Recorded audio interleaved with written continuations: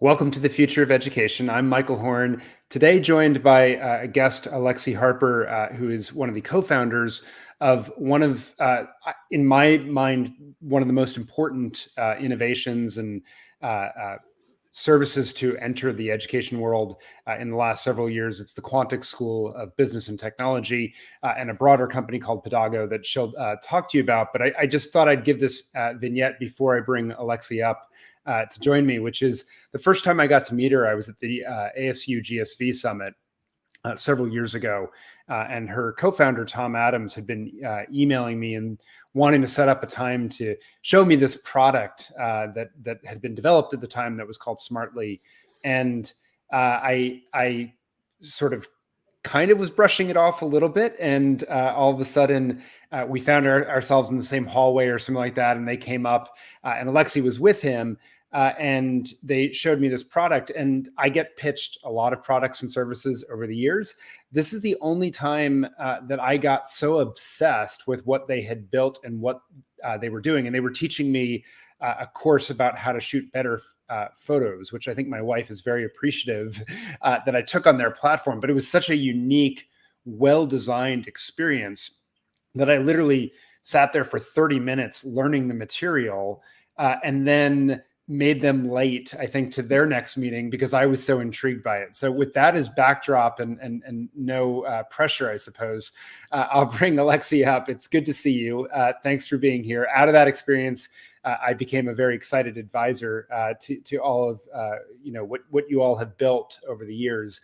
But maybe let's start with your own story, because that's the first time I got to know you, but your own story of how you got into the world of education and into co-founding what is an incredible company and school. Yes, thank you. Thanks so much for having me as well.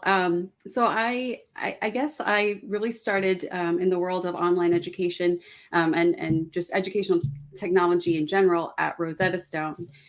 So I had studied languages in college, and I was really excited to join a company where I could help create language learning software.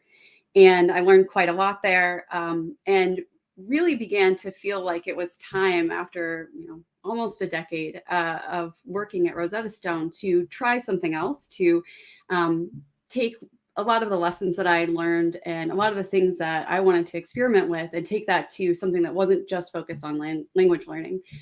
So my co-founders and I, Ori Ratner and Tom Adams, we left and we decided to found Pedago. And at first we were kind of thinking, what is it that we really want to build? But we decided we wanted to create an active learning platform that would be able to teach any subject. And so that's really how we got into this. And it so happens that business education was a really nice way to try out the platform. There's so many different elements to a great business education. So that's kind of where we started. Very neat. And it's been incredible to watch the journey along the way. It's obviously had a lot of twists and turns and unfolded, but now you have this Quantic School of Business and Technology, an accredited college. Can you tell the audience what exactly is Quantic for those that may not be familiar with the brand and learning about it? And sort of what's your unique value proposition as you've come out to learners? Yeah, so we're completely online business school, Quantic School of Business and Technology. We offer 2 degrees, an MBA and an Executive MBA, and we have more degrees coming that we're really excited about. But really our value proposition is that we're all about active learning. So in many different ways. So our platform, as I mentioned, is very interactive, but we also want our students to interact a lot with each other, despite the fact that this is a fully online degree. We also are very affordable. We know that it's very difficult for students to sometimes take time off work and invest in a learning experience that can help improve their careers. So we've tried to make our degrees pretty much 5% of the cost of traditional degrees. So each of our degrees is less than $10,000. And we're also very accessible. So if we want students to be able to take our coursework anytime, anywhere, that meant that we really had to be on mobile devices. So we work equally well on mobile as we do on desktop. We don't require audio for the core learning modules. So you can be on the subway learning, and there are no large videos that require broadband connectivity. Yeah, maybe I'll stop there. No, I was going to let you keep going, but it's so interesting. So let's dive into it, because you hit the 3 A's that I put in the headline there pretty nicely as you wove through it. But I think it's what was so revelatory to me. Let's start with the active learning experience. Was, if I remember what you all say, you're answering as a learner a question like every 7 to 8 seconds. Yeah. So that means you're really leaning in and absorbing this information, having to make sense of everything. And it's much more text and image based, as you said, not video based, than someone maybe perhaps would have expected. Can you talk a little bit about the thinking behind the instructional design? Yeah, so it's sometimes easier for a student to kind of sit back and relax and listen to a lecture. But we knew that if a student's really engaged in what they're learning, they're going to learn a lot more just by doing. And so we took as inspiration mobile apps, games, and other learning products that really prioritize engagement. We wanted to build a platform that students would actually want to come back to. So if you have a little bit of free time on your phone, we want you to want to take our courses. And we've created interaction types that really help students keep focused on what they're learning and also test their understanding as they go. So you don't get to the end of a module and realize, I don't actually know what I learned. You'll be testing your understanding the whole way. And that's something that's really important to us. And to that end, we give feedback all the time. And we give feedback both when you get something wrong, which I think you'd expect, but also when you get something right. We try to reinforce why answers are correct. So that was kind of the foundation of our platform. Yeah, and folks who've been obviously watching me on this channel know that active learning, I think, is an incredibly important deal. It's, from a research base, it's one of the few things that shown to actually move the needle in a consistent way in terms of learning outcomes and the like. What's so unique about the way you all do it, as you said, relative to, say, some of the other platforms we featured lately, which are very discussion heavy and a different form of online learning, you're really helping to build the foundation. Like, the platform is incredibly good at building the foundation of knowledge, far better than, say, watching a video on a MOOC or something like that, which is sort of the analog, I think, experience out there. Is that how you think about it? Yes. So we always say that we want to be able to take someone who knows nothing about a subject and start them at the beginning and then take them all the way to a really deep understanding. And so on our content team, we talk a lot about building like scaffolding understanding for our students. And we built the platform to really support that. So I think, we're kind of unique in that we created our platform to really serve our content creators as well. So both kind of influence each other. Yeah, and then on the other piece of it, you said, is the mobile piece and the accessibility. In my mind, this is really the first mobile first MBA program in the world of which I'm aware. And I think the distinction there is, as you said, you can do it on a desktop computer, but this is like optimized for your phone and bite-sized chunks of learning. Hey, you want to learn something more about strategy or finance or whatever, like, hey, click away, like, start going on your phone wherever you are. And it doesn't require a lot of bandwidth. Can you talk a little bit more? And is that how you see it, as really the world's first mobile first It is. MBA? Yeah. Yes, definitely. And that was very intentional.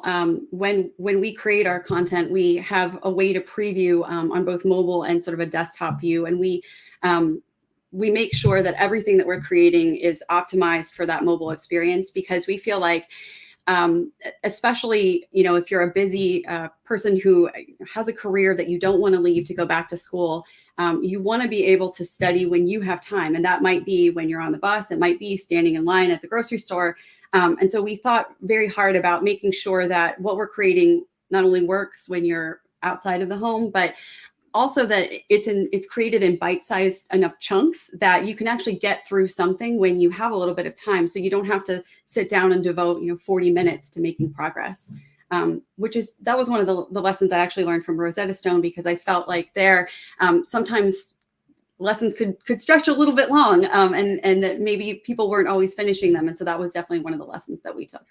Well, I'll never forget my own experience in Rosetta Stone, trying to learn Korean and trying to speak to the thing, and my wife cackling in the background at my ineptitude, but being stuck in the middle of the lesson and not feeling like I could jump out to ask her why she thought my accent or pronunciation was so bad. But I think everything you just said has been my experience as well. the other element of it that I'm interested in is what you said about the affordability. I mean, under $10,000 is incredible. How do you all do that? Like, how is that possible? So we really have focused on creating a model where it's possible for us to deliver this education on a platform in an affordable way, and we also focus quite a lot on tuition reimbursement. So that's something that I think is also something that we're even working to further going forward. We want to make sure that companies really understand how valuable this is to our students, and how valuable it will be to the company. And so we're trying to help make sure that companies are supporting our students by paying for their education as well. Which is phenomenal. I tried to throw up, by the way, a quote there from Austin, who says, Quantic's active learning pedagogy is a remarkable experience. Found myself considering new subjects old hat in a matter of just a few weeks. And I guess he was in the executive MBA program, enabled him to have a greater impact in a Fortune 100 company's commercial function pretty instantaneously, it sounds like. So let's dig a little bit deeper then. Who are the students that you're attracting in these two programs, the MBA program and the exec MBA program, and how many of them, and sort of how do you get in to the program? Yeah, so we tend to distinguish our MBA and our executive MBA students by experience. So our MBA students may have 6 to 8 years of professional experience. They're coming in with an idea that they want to be leaders in their organizations.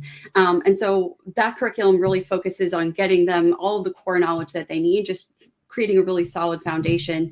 And our executive MBA students tend to already have a lot of experience, and maybe there's something that stalled them in their careers. And so we want to make sure that they have that leadership background that they need in order to rise in their organization. But we also give them opportunities to explore other topic areas, things that interest them that they feel might further their education. And then also to do a business plan capstone that really helps them put into practice everything that they've learned in the program. So just to double click on the MBA program, like the students who are attending this aren't perhaps looking for their 2-year vacation at the Harvard Business School or something like that. These are students that are probably continuing to work while they're enrolled in the program. How selective is it? What's their profile like, and so forth? Yeah, so we tend to be fairly selective on our students because we want to make sure that we're creating a really positive experience for them as far as the networking is concerned, because that's one of the major reasons that people choose to go to business school. We say that we accept about 7% of applicants who apply. And it's true. Many of our students are not looking to take time off of work. They want to keep working. They already have, an idea of what they want to do for their careers. And so what we enable them to do is take the time that they have available in their lives and use that to get their education, to learn, but also to be able to put that information into practice at their current position. And I think that that's actually a great way of pairing school and your career, because you're able to say, I'm learning this right now, and maybe there are opportunities for me to practice that while the information is still fresh in my mind.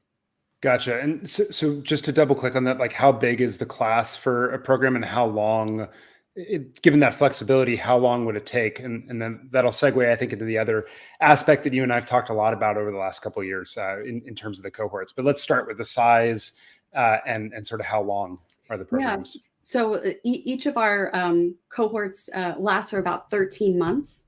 And we actually have sort of a rolling schedule, because we know that students may not be able to start exactly at the time that we decide.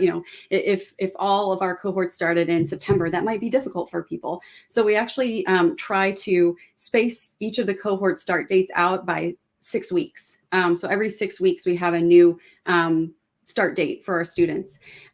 For our MBA students, we have about 200 students in each cohort, and for MBAs, it can be a little bit more than that. So it's a core group of people that often get to know each other well, and we host events throughout the year, both virtually and in person, that can sort of further those connections. But it's always really nice to have a core group of people that you're getting to know, you're in Slack groups with, you're having virtual events with. that you can take those relationships into the rest of your life. So that's actually another interesting element, though, because any given class is quite small and intimate. Mhm. But as a school, if I'm doing the math right, that probably makes you all the largest business school, at least in the United States, I imagine, in terms of number of students at any given time. Am I That's doing the correct. math right? Yeah, we Yeah. do Okay. have So that several thousand students that we're working with at any time. So the other piece of it you just mentioned is as those cohorts is these meetups and projects that people are doing together. This is sort of the other side of the platform, right? Like the Mhm. platform has this incredibly active experience to learn the foundations, learn the knowledge from the beginning all the way to very complicated concepts, but then putting it into action, whether that's through your job or in these projects and these networking opportunities. Speak a little bit about what that looks like. And while you do so, I'll flash up a couple other comments, and hopefully I won't cut off our heads too much as I do so. But speak about that piece of the experience. Well, that's another part of learning by doing. For our projects, it's important for us to feel like our students are learning something and then they're immediately able to put that into practice, and not just in sort of a solo project, but many of our projects require them to work with others. And so not only are you getting an opportunity as a student to sort of put into practice what you've learned, but you're also doing that often as part of a group experience. And that's, you know, learning soft skills, practicing being in a group. Those are all things that all of us can use a little more experience with. And so I think it's very popular with students. We always get requests for even more projects because it's really nice to be able to have like a focused way of practicing something and then get feedback on how you've done. Another interesting thing that occurred to me, and then we can shift a little bit, but is that it occurs to me there's a lot of research that I find is often ignored from folks, which is that if you're a novice learner, lots of interaction socially overwhelms working memory. And so you still want an active learning experience, but you want it in a more solo environment so you can focus on the knowledge. And then as you become an expert learner, interaction and working together becomes more and more important to apply. And as you said, develop these quote unquote soft skills or really the critical thinking, the communication, all those elements in the context of that domain. And that's where social and interaction becomes way more important. But I find at least a lot of platforms sort of confused and they go either all to one end or all to the other end and not sort of have that continuum baked into the pedagogy and instructional design. How much of that is intentional on your all part? So it has been very intentional. We felt like we wanted to give students a safe place to sort of learn what can be, quite intimidating topics. So that's always something that we talk about is how can we make something that could be really intimidating? For some people that's finance or accounting. For others, it's operations management or something, math focused. How can we make that an experience where you feel like you have room to experiment? And so a lot of our interactions let you get things right or wrong without any penalty. And so that's sort of that solo experience as you were describing. And then we have sort of this capstone experience at the end of each of our courses that is, again, solo, but it's allowing you to test your understanding in a case study form, like a solo case study. And once we feel like we've built up enough of that knowledge, we want to kind of open things up to the more social experience. So that could be case studies with a faculty member that are not graded, but are just sort of extra opportunities to practice. Or that could be working on a project or even your capstone project or another type of presentation where you're taking everything that you've learned and you're delivering it or you're interacting with others as you explore that topic further. Terrific. And speak to outcomes a little bit of the students. Like, what are you seeing in terms of grad rates and where they go and what this enables them to do? So we see that many of our students go on to work at very aspirational companies, and many of them are working there to start with. And I think we have a fairly high graduation rate for a fully online university. So we're always looking to improve that. But, I think something like 70% of students more recently have That's been high for online. completing. Yep. I think just generally, it is a focus of ours too, to make sure that students are getting the jobs that they want. So we help students with analyzing job descriptions, with looking at their own resumes and those types of things that are not really part of like a school curriculum, but I think are typically included as part of an MBA program. And we also think that that's really important. So we do a lot of work with our students to make sure that they're prepared to apply for positions that they're interested in. Very cool. Now let's talk about future directions. By the way, we're getting so many thrilled comments online right now. It's very cool. There's one push that I'll ask in the moment. But I'm curious more, just you mentioned future plans. It sounds like maybe more degrees in the works. What can you share and talk about openly? Yeah, so we are really excited that we have some new degrees that are going to be some that are coming out next year, some that are probably a little further away. But we're working on an executive MBA in strategic leadership, which we feel is a much more focused degree that for some of our executive MBA students, this will be a really nice opportunity to focus on some of the skills that could really further an executive career as a leader of a company. We're working on a track for our MBA program in entrepreneurship. That's a topic area that we know is really popular with our MBA students. And then we're working on a few other degrees that are not MBAs. So a master's in business analytics, software design and engineering, and finance. And we think all of those will sort of round out the type of business education that we're able to offer. Very cool. Very cool. People talking about the disruptive aspect of Quantic in the chat. There's just some very cool comments and points being made. One question that was asked is, how does the app evolve over time, or maybe it already has, to support people with visual impairments so that they can access and learn from what you all have built if they're not able to, I guess, see the text or in the same way others would? So this is something that honestly, I think that we can do more with. We have had students who have had visual impairments, and I've even watched them use screen readers and things like that. And I think there's a way to get through our program, but I personally like for us to be able to spend more time improving that in the future. One thing that we've done a lot to help with it, or students with hearing impairments, our platform sort of naturally is very conducive to students who have hearing impairments. But I think recently we've done a lot, with the sort of interactivity pieces when students are attending webinars or case studies with faculty members or otherwise interacting with others. We've added a lot of features to try to support them. And so I feel pretty good about a lot of those efforts. And I think we can do more for the visual impairment efforts. It's super helpful. I will say, this is me editorializing for a moment. One of the things that I think is interesting is schools also being super clear up front, like who you're set up well to serve, and being honest, hey, we're not there yet on X, or maybe that's not in our plans. And there are often a lot of pushes for schools to be all things to all people. And maybe we're not talking about the impairments aspect of this right now, but just as a general statement, I think it's an important thing to be able to say, hey, this is where we excel. If you fall into this category, great. And if you don't, we're going to find a better place for you, rather than try to educate someone we're not set up well to do at this point.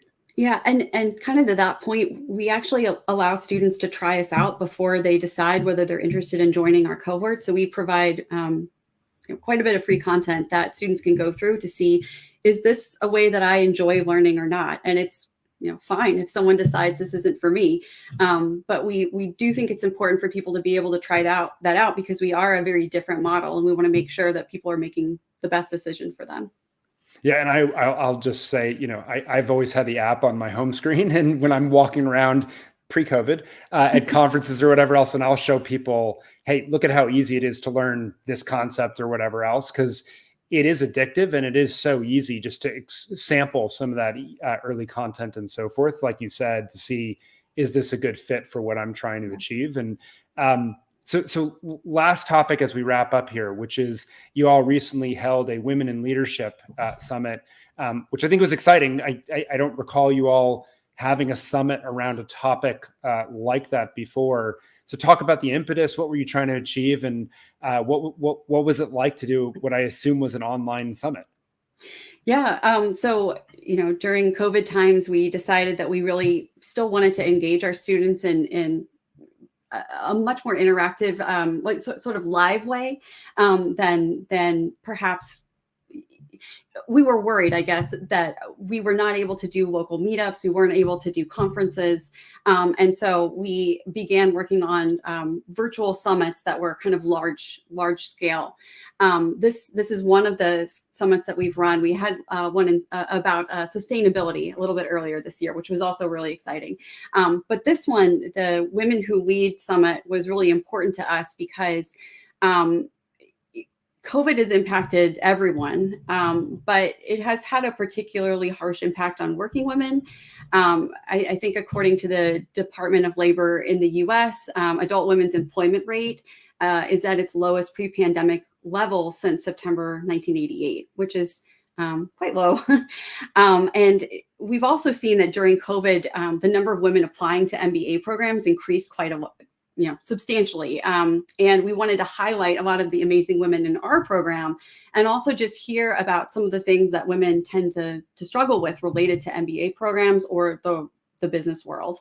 So that was kind of the reason that we decided to hold the event. But it was very rewarding, I think, for a lot of the people who came, just carving out that space for people to talk about issues that they've experienced, to hear how other women sort of deal with some of the things that others are experiencing.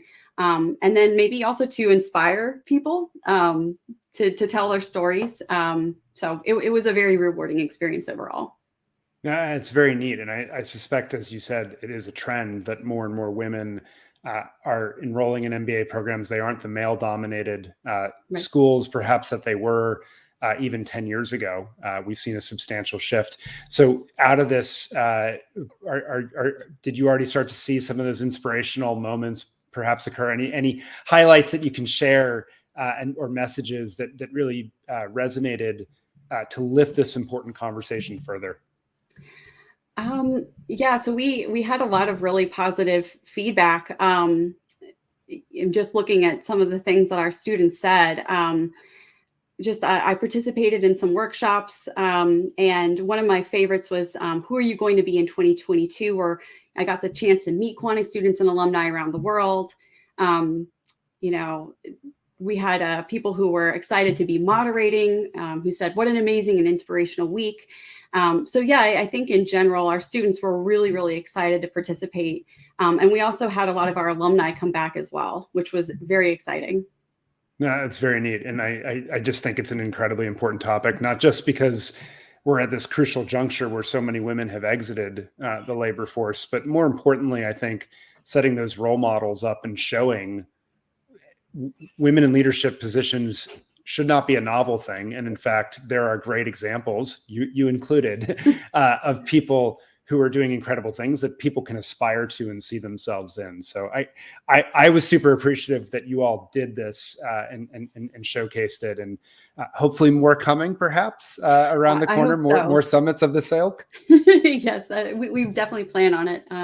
Yeah, and we had over 1,000 students participate, and it's just really rewarding to be able to bring so many people together all at the same time. So it's definitely more in our future. Terrific. Well, incredible work that you all keep doing. I think we hit the 3 A's and that important summit. Any closing things that you just sort of table set or whet our appetite for continued innovations to come from Quantic? Yeah, I mean, we're really excited for these new degrees. We're thinking about beyond new degrees, what's next and how we can keep evolving our platform. So I won't give too many details there, but that is something that we're actively focused on and excited about. Well, we will keep an eye out for it. For those who have enjoyed this talk, throw a thumbs up in whatever platform you're viewing it in, so we know that you like this sort of content. I will continue to say the Quantic School of Business and Technology, I recommend it to everyone. I think everyone ought to check it out. It's an incredible experience that I just haven't had anything like it. And I still don't see much out there like it. And I think it really does advance learning. It advances opportunity for a lot of folks. So Alexie, appreciate you joining us. And for all you tuning in, stay tuned next time for the future of education. Thanks so much.